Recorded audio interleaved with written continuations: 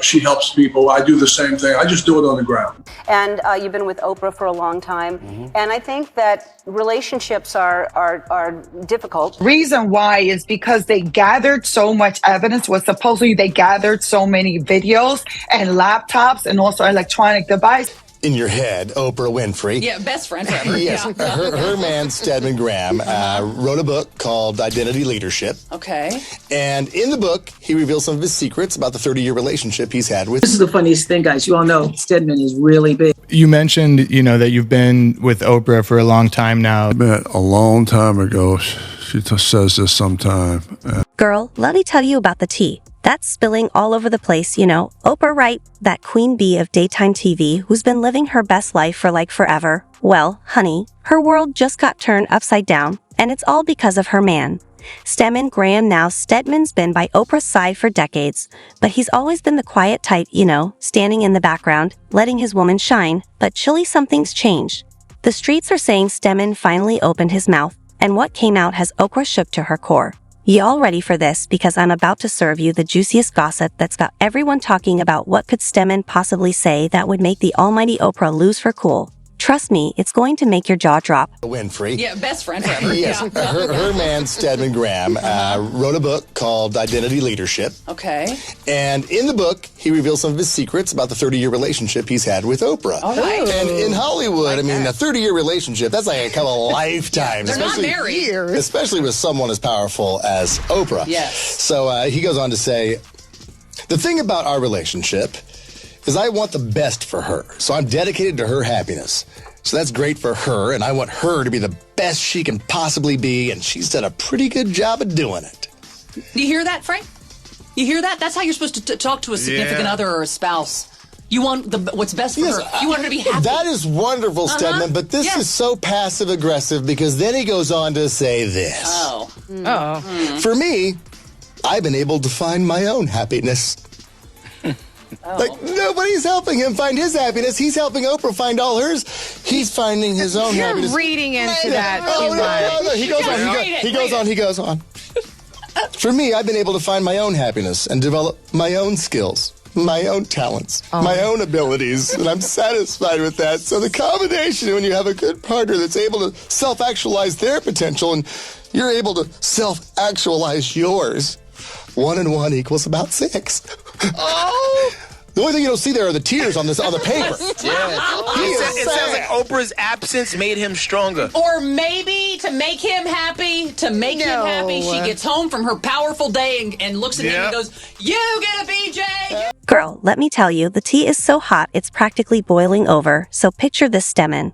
Oprah's man for like a million years suddenly decides to spill the beans on national TV. Can you believe it? The man who's been quieter than a mouse in church all these years just up and decided to start talking. Now the streets are saying Stedman showed up on this late-night talk show.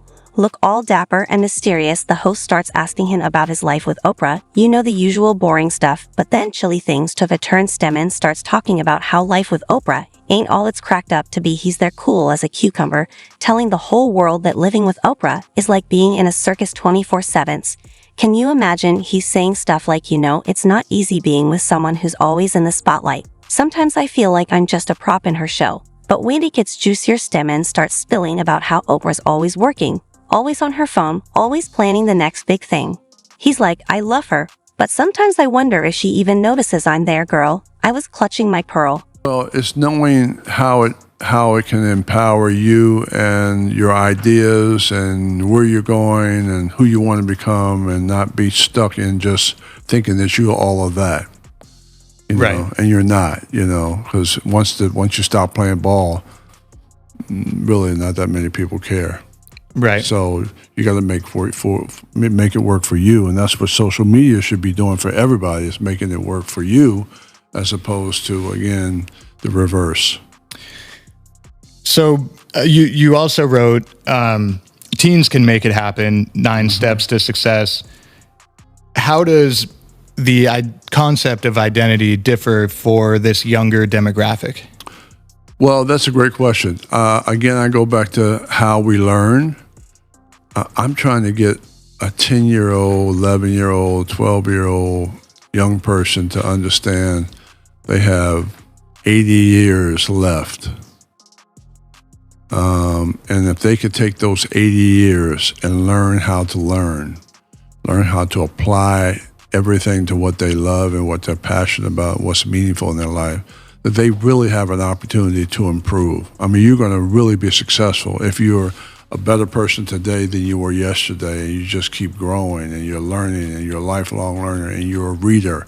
You keep reading all the time and you're focusing on setting goals and you understand the process of success and how it works, and you're focusing on what you love. And you tie that to business, and you tie that to social media, and you tie that to all those things that will empower you based on what's possible for you, and you have access to a global marketplace. And everything you learn from now on, you can begin to organize it through a cognitive ability to be able to download content that's relevant to your talents, to your skills, and to your passion. If I can get you to understand that at 10 or 11, man, that's a pretty good process for building and designing your own future. Yeah, I mean, changing the trajectory of someone's life at that age, I mean, you can't put a price on that. I mean, it's like you said, it changes them forever and can benefit them greatly. Yeah, and the process works, especially for, some athletes who are young. They start at what, 6, 5, and 4, and they learn the process of how it works. Yeah. And by the time they get 11 or 12, they're like killing them. Yeah. And that's when so it's the same process for me as trying to get young people to understand their empowerment at an early age. So similar question to sports, these young people now, I mean, I couldn't imagine kind of growing up with social media the way it is now back when I was a kid or a teen. Kind of similar question that we did for the athletes. How do these young people deal with social media when they can't necessarily like start a business or use it for work? Well, I think they have to. It's tough. It's a very difficult thing when you're dealing with social media and you don't know what it does, or the purpose of it, or how it affects you, and the algorithms are set up and designed to hook you, and all of that. So I think you just have to, hopefully you have good parents who understand, how to monitor some of that. But again, it is a valuable tool because it has so much information. Again, I go back to, not everybody's going to get this, but making sure you understand who you are so you can apply the information to your development and create something that you can control as opposed to it controlling you. And so that's an awareness process. That's raising people's consciousness about that, which we're trying to do in schools. And in students we do. I mean, we have a program in Mississippi that we're working on, and man, those young people they're in STEM programs, and they're smart. And boy, to be able to eliminate all the labels that they have to deal with, I mean, through this process of identity and understanding who you are, it's just really so rewarding to see them, the light bulb go off, and not be defined by their parents and not be defined by their circumstances, which can be very difficult for them sometimes. Yeah, and that kind of answers the second question as well about, how do you educate parents and educators in order to help children, think more about identity versus. Well, you have to have curriculum, and so you have to have the books and the content, the materials, and everything else. And then we set it up as a trainer program. So there are projects in there that you're doing, and it's the execution of this work that you spend a lot of time on. How do you actually get it into a system that you can deliver to these schools and organizations, anywhere. So another great sports kind of reference right here: move without the ball, put your skills and your magic to work for you. The title itself, Move Without the Ball, it signifies being proactive when, the spotlight isn't necessarily on you. Can you share a personal anecdote where you felt you were without the ball and in life, and how you positioned yourself strategically in order to get out of it?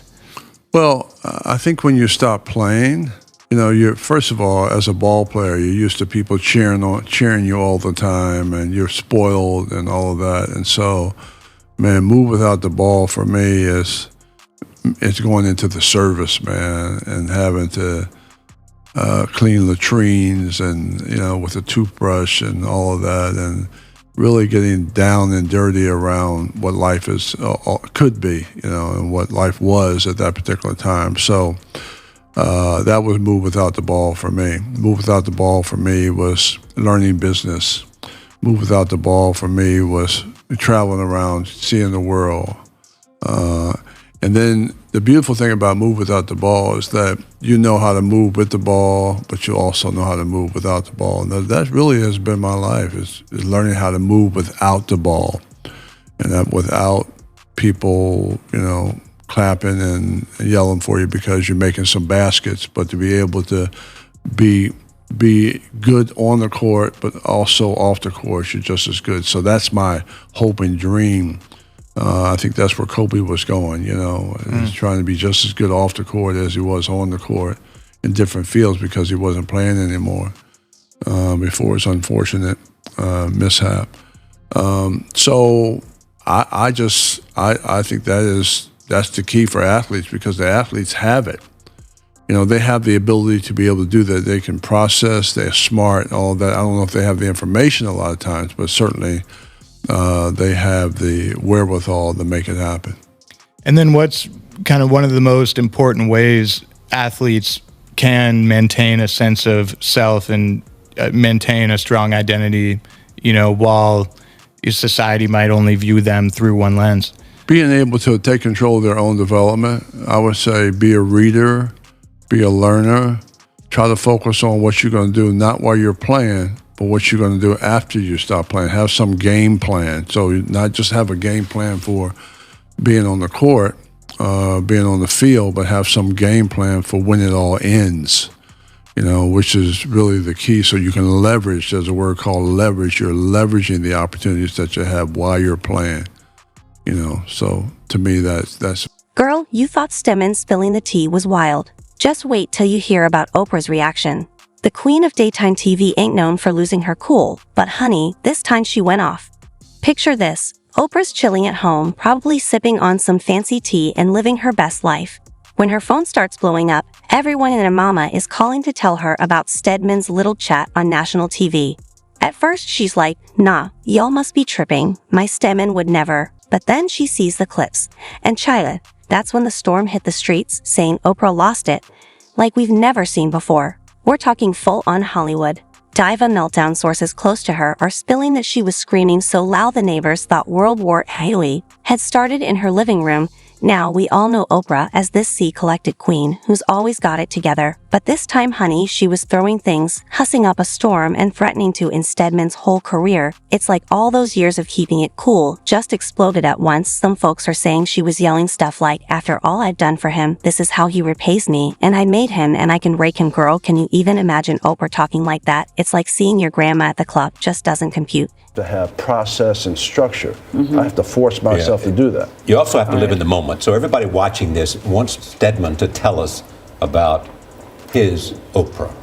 Does she snore? You're the only one that knows the answer to that question. That's exactly not what I was thinking, but that's a good. Does she snore, Stedman? Let me just tell you. No, you know come from Kosciuszko, Mississippi. That's true.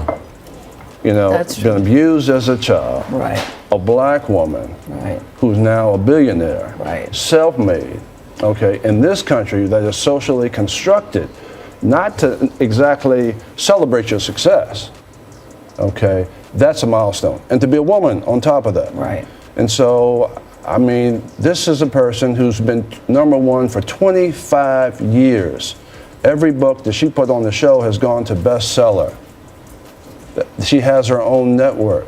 She's from Kosciuszko, Mississippi. And it was not an easy and first it's not an 20 easy years. thing. So, and you talk about someone who has talent, skills, and process, and smart. She's been able to put that together to get beyond the labels based on a socially constructed process that tries to keep her down and has kept people down year after year after year after year. And OWN isn't where it wants to be right now, but I'm not counting her out, and I know neither are you. No, it's a process. You can't just come in and create an organization or build a company in 6 months. That's right. You got to put your voice in it. You got to work on shows. So she'll be fine. Great to have you here. As you put in here, progress begins one step at a time. one step at a time. So we'll take the first step this morning. 7 First step grams. is understand who you. But here's the real tea. Oprah wasn't just mad, she was hurt. Like deep down in her soul, hurt people close to her are saying she felt betrayed, like Stedman had taken their private life and put it on display for the whole world to see. And you know Oprah is all about keeping her private life private. The craziest part, this ain't the Oprah we're used to seeing on TV. Where's the woman who tells us to live our best lives? Where's the inspirational queen who lifts everyone up? Looks like even Oprah has her breaking point, and Stedman just found it. Some people are wondering if this is all just for show, like maybe Oprah and Stedman cooked this up to get some attention. But girl, if you ask me, this feels too real. The pain in her voice, the anger in her eyes, that's not something you can fake. So now everyone's waiting to see what Oprah's going to do next. Will she go on TV and spill her own teeth? Will she and Stedman have a public showdown, or will she try to sweep this all under the rug and pretend it never happened? One thing's for sure, this ain't the last we're going to hear about this drama. Oprah's reaction has got everyone talking, and you know how Hollywood loves a good scandal. It's like watching a real-life soap opera, and we're all here for it. To be able to source the resources of the world through having a vision bigger than your circumstances, okay? To be able to plan it out, work every single day. You got to be a hard worker, okay? To have a strong value system, right? And to be able to focus on those barriers of success that hold you back, building a team, being able to, again, source content by organizing information. You become a reader and creating a lifestyle around that. So, again, I go back to the power versus the powerless. So how are you going to be empowered so that you, outdistance the 99% of the people who, where are they going? They're not going anywhere. They're stuck. So, it's really about deprogramming yourself and realize, again, I go back to it's not how the world defines you, it's about how you define yourself and being able to work on yourself as a way to establish a privileged life. So last social media question, I promise, but I thought this was, very applicable to the book of, you mentioned labels are distorting our view of the world and our place in it. And in today's digital age with the prominence of social media, kind of how can we work to move beyond these imposed labels and cultivate authentic self-representation? I don't know how you do it unless you have an identity. Yeah. I don't know how you do it unless you're focusing on what you're doing, which is to find out who you are, working on that every day, right? Because it takes a while, and figure out what you do well, and to do it over and over and over to where you become an expert in your field, so that you can outdistance everybody else who are doing what? What are they doing? They're not going anywhere for the most part because they're stuck in a mindset. And so, again, when you start to change the learning system around where everything becomes relevant to building value, then you're not stuck in that box. You're able to not be defined by the labels or how other people see you, but the only thing that's important, because I use this in my own life, not being defined by labels, and people try to put me in a box, and especially me, and in regards to my relationship. And so what I try to do is not worry about how other. Girl, you thought the drama was over, honey. It's just getting started. The fallout from Stedman's little tests, all in Oprah's meltdown, is like a tsunami hitting Hollywood, and everyone's getting wet. Let me tell you, the media's gone absolutely wild. It's like sharks smelling blood in the water. Every news channel, gossip site, and social media platform is blowing up with this story. They're digging up old interviews, analyzing every word Stedman said, and trying to catch a glimpse of Oprah's madness. I tell you, and Oprah's friends, child, they don't know which way to turn. Some of them are coming out to defend her, saying stuff like Oprah's always been good to Stedman and there's two sides to every story, but others they're suspiciously quiet, making you wonder what they really think right now. Let's talk about Oprah stans. These folks have been ride or die for years, but even when they're split, some are all like Oprah can do no wrong, while others are side-eyeing her hard. They're asking questions like, is this the real Oprah? And what else has she been hiding? It's like finding out your favorite, and she's been keeping secrets all along. But here's the real one. This mess ain't just about hurt feelings and broken trust. Nah, it's hitting Oprah where it really hurts her brand. You know how Oprah is all about living your best life and being your authentic self. Well, now folks are wondering if she's been living a lie this whole time. How do your theories on identity and success apply to couples in relationships where, you can feel comfortable working on your own identity and your own self, but also being a part of a team? That's beautiful. You said it. So to be able to be comfortable with yourself, be happy with what you do, doesn't have anything to do with somebody else is doing. So you're not jealous, you're not angry, you're not upset because somebody is, more successful than you or whatever the case may be, because you're happy with yourself. That's what we're talking about. That makes perfect sense. I think we can all relate to that, right? It's like no matter where you are or who you're with, there's always some sort of, question of, is that person being their authentic self, and do I want to be in this relationship? And strength being, only the strong survive. That's I always talk about that in my speeches. But you're strong when you're strong. You're not strong because you want to make yourself be strong. You're strong when you do the work. You're strong when you have a vision that you can apply to your life every day. You're strong when you're focusing on what you do well. You're strong when you focus on love. You're strong when you are when you put the 24 hours of work in, and when you're strong when you organize your life. You're strong when you are able to take information and make it relevant to your development. You're strong when you work on your weaknesses. That's when you're strong. You're not strong because you just want to be strong or just because you think you should be stronger than the other person. So you got to earn the right for that. Then have there been examples of, and have you used kind of your own principles of identity with? I couldn't do it. There's no way I could do it or deal with some of the issues I've had to deal with throughout my life without following the 9-step success process. Okay, I follow it. I created it for myself. And what I do is I don't worry about how the world defines me or how other people define me. I work on me. Yeah. I develop me so that the more I have, the more I can give. I can contribute more because I'm working on me and building value in my own life. So it's the value you want to build in your own life, not waiting for somebody to give you that or having somebody else determine your value. Create your own, build your own opportunities, source your own talents, find out what you do well and work on it and search for it.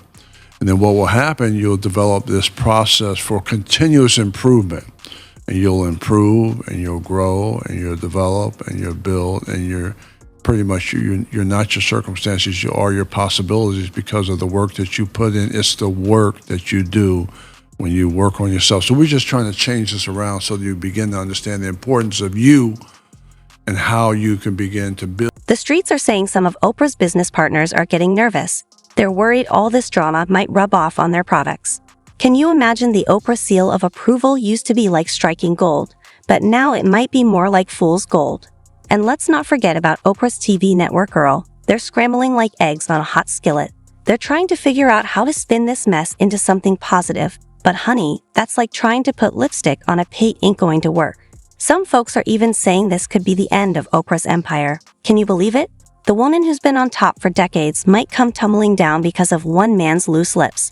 It's like watching a car crash in slow motion. You want to look away, but you just can't. But here's the thing that's got everyone talking. What's Oprah going to do next? Will she go on TV and bare her soul? Will she try to shut Stedman up for good? Or will she just disappear and hope it all blows over?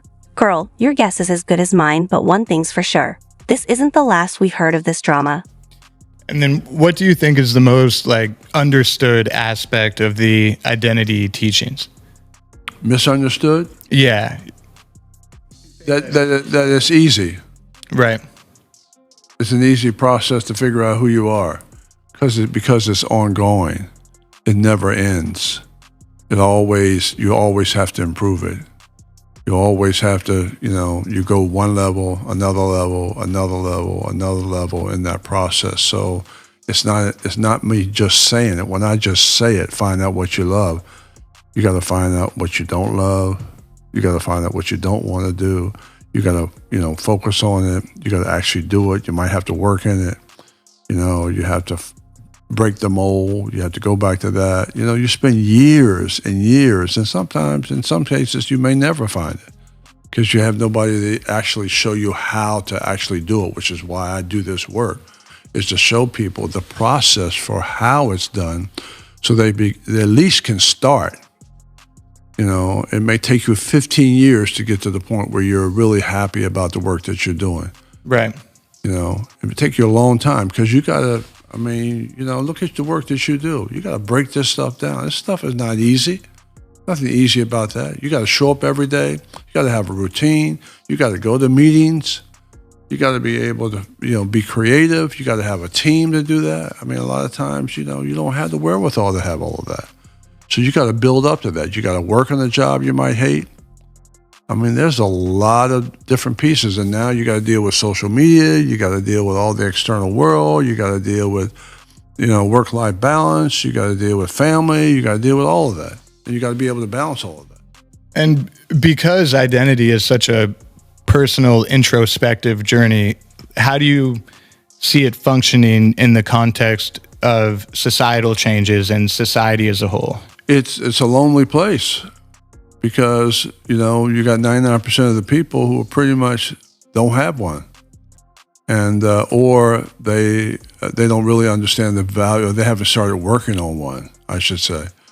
And so you're like in the minority. You're like a, outside force, and it's lonely at the top, when you're, organizing yourself around people who are thinkers, who are doers, who want to make it happen, who are independent in their development and all of that. So it's not a crowded field for the most part.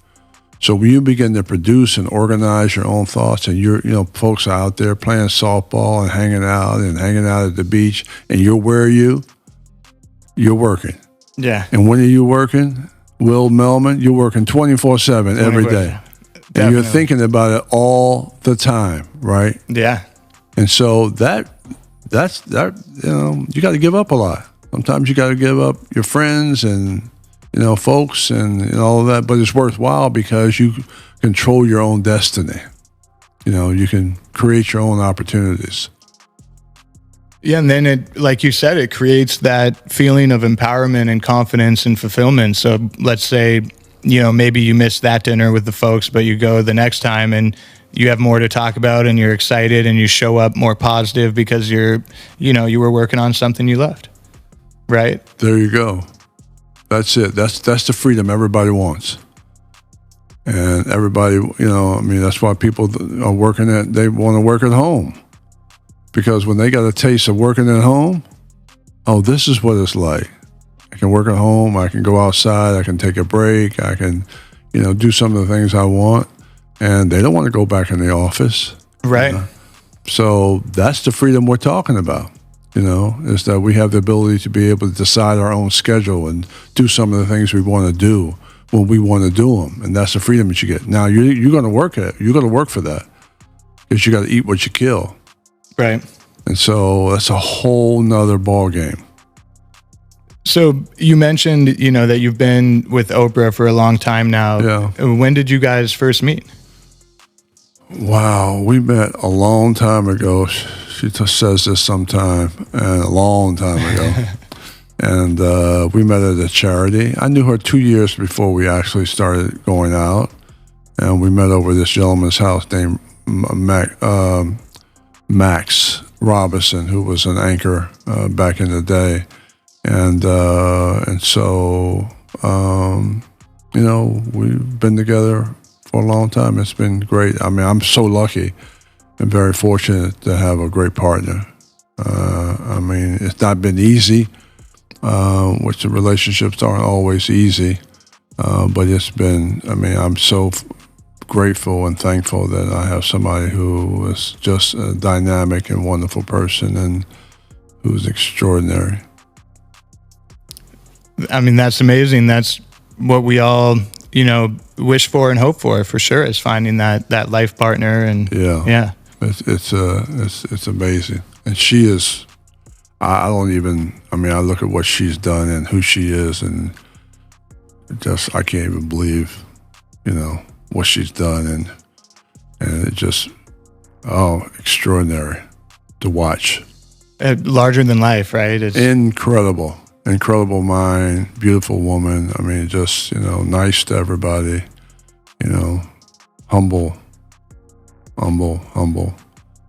humility, that kind of thing. So just really strong all the way around.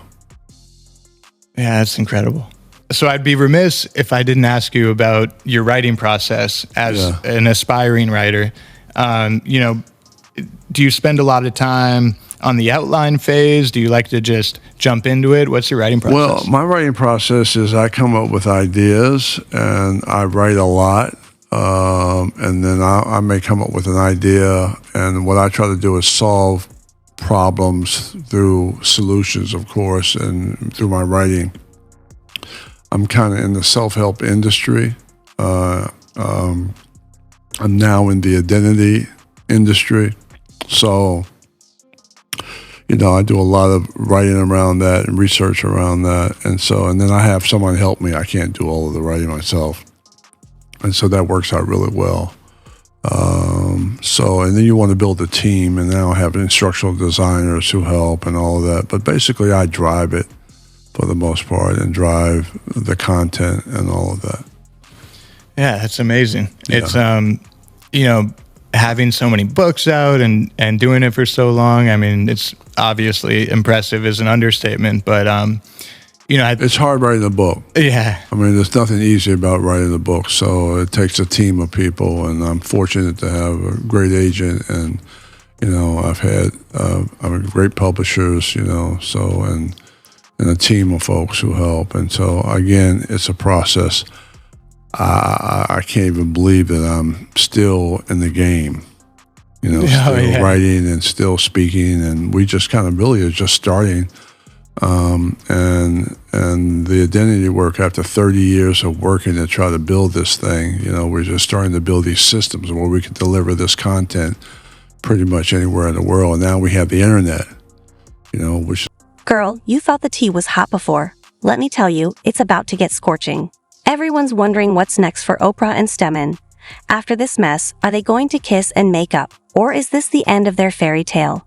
The streets are saying Oprah's thinking about kicking Stewart to the curb, but Chila, it ain't that simple. They've been together longer than some of y'all have been alive.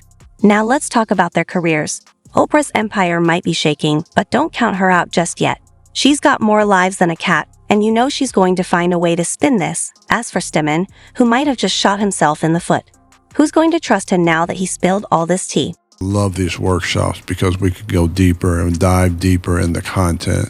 It's more interactive. It's probably about 2 hours, 3 hours. We can do that, a full program pretty much, and people really love that. They get a lot out of that. Yeah, it sounds amazing. Reaching a lot of people, and it seems it would be more impactful, or just as impactful as them reading a book, but seeing you live and really kind of feeling the energy. Because I saw Eckhart and Deepak at USC, and it was like a life-changing experience. And I guess it is a little different because the book, you get more information, but from the speaking, it's like more impactful, if that makes sense. There's a connection there. Yeah. So I love to speak, and then I do a book signing, and we have the books, and now we're building the courses out. So it's a kind of a building an ecosystem around the work, and so it's very, very exciting. I love the work. I'm passionate about the work, and so it makes it. And now again, we have such a great opportunity with the internet and all of that to be able to deliver content anywhere in the world. So it's a beautiful process. And the only reason I brought up the corporate stuff is I think it's so interesting that you've created a system that similarly can help, younger kids to the, most powerful corporate CEO, but it's a very similar system that just applies broadly to all humans, like as something that's so core to our development. You have to know who you are at all levels. And the younger you know, the more opportunities you'll have for yourself. So what we try to do is get people to raise their consciousness about what's possible for them. And we want them to perform at the highest possible level. So how do you become really great at what you do? How do you become good at what you do? How you perform all the time in every part of your life, which is important for managers and CEOs and teams and employees, because you got to be today a self-starter and a self-directed learner. People don't have time to watch you. So what we try to do is get people to be engaged in their own life and their own development and be present where they are, so that they have the ability to be able to create a great organization because they're great and they're good. That's powerful. What's next for you? What are you working on coming up? Well, what's next for me is to, I've been in development for all of these years building this. What's next for me to be able to actually do this work and be more in the world. And I've been back and forth a little bit, but we're kind of developing a technology team around, the work. We're developing teams of people around production, and, now we have a worldwide market, different cultures, all of that. So to be able to deliver, the content is what's next, and we keep building that and building that and building that. And so that feels really good right now to be able to be in that position to do it. It's still a lot of work, but at least we kind of have the roadmap for where we're going. That's what's exciting. Well, man, I'm looking forward to all of it. I appreciate your support and appreciate you having me. And man, you're doing a great job and you look fantastic. And, congratulations on the work that you do.